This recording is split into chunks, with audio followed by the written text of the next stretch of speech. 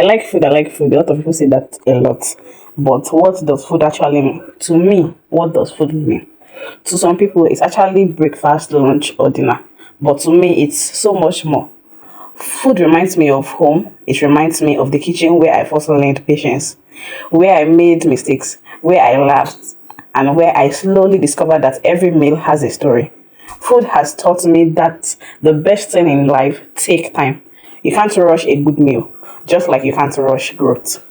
As a 25 years old copper in Nigeria copper, still figuring out life, I have realized that cooking isn't just about feeding the body, it is about creating memories, just as I'm doing with my niece in this video.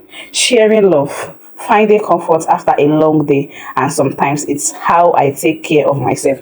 Like I always say, it's when I eat cook for people and they enjoy the food, it makes me really, really happy. So when you see me cooking, you are not just watching me make food, you are watching me tell a story.